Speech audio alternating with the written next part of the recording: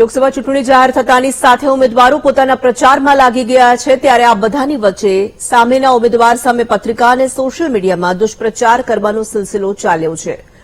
ત્યારે આવી જ રીતે વલસાડ લોકસભામાં પત્રિકાનો વિવાદ ઉભો થયો છે। લોકસભાના ભાજપના ઉમેદવાર ધવલ પટેલના વિરોધમાં પત્રિકા અને લેટર્સ સોશિયલ મીડિયામાં વાયરલ થઈ રહ્યા છે, જેમાં ધવલ પટેલને ઉમેદવાર બનાવવાના નિર્ણયનો ભાજપના જ કાર્યકર્તાઓ અને આગેવાનો અંદરખાને વિરોધ કરતા હોવાના દાવા થઈ રહ્યા છે।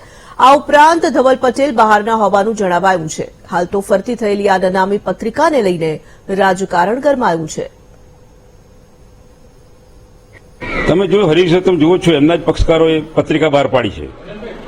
હવે અમે કે જે પત્રિકા બહાર પાડી તમે તપાસો, તમે એનું તમે જુઓ કે પત્રિકા કોણે બહાર પાડી છે।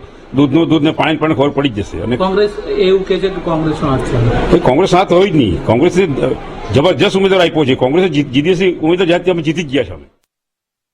ત્રીજી વાત પત્રિકાની, તો એ તો બહુ સારું વસ્તુ છે।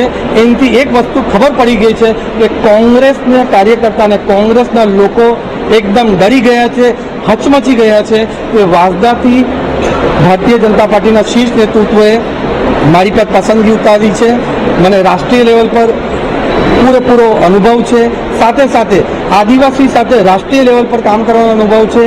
આદિવાસીઓ પર મેં સંશોધન કર્યું છે, પુસ્તક લખ્યું છે, અને જે મને આટલો મોટો લોકપ્રિયતા મળી રહી છે, લોક સમર્થન મળી રહ્યું છે, એનાથી ડરીને કોંગ્રેસના જ સમર્થકો આવા દુષ્પ્રચાર કરે છે અને આવી પત્રિકા બહાર લાવે છે।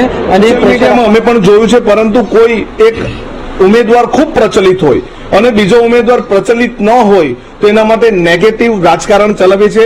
ભાજપના લોકો જાતે જ આ પત્રિકા વાયરલ કરે છે, લેટર બોમ્બ મૂકે છે અને આક્ષેપ કોંગ્રેસ પર કરે છે। ત્યારે રોષે ભરાયેલા લોકો એવું કરતા હોય, કારણ કે વર્ષો સુધી જેને મેન્ડેટની તમન્ના સેવી હોય એને બહુ રાહ જોઈ હોય પછી મેન્ડેટ નથી મળતું, ત્યારે એવું થઈ શકે છે।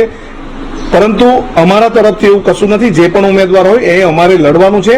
અમે લોકો માટે લડ્યા છે, લોકોના પ્રાણ પ્રશ્ન માટે લડ્યા છે। હવે અમને જીતાડવા માટે લોકો લડશે।